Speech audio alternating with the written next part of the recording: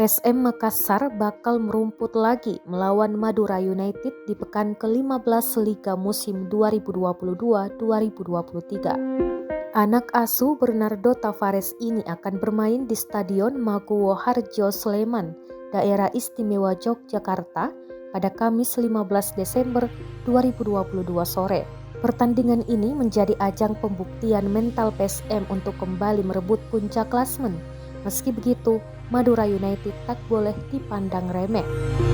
Bertengger di posisi 4, Madura United bisa mengancam kapan saja. Pemain PSM, M. Arfan pun menilai laga ini akan menjadi sulit.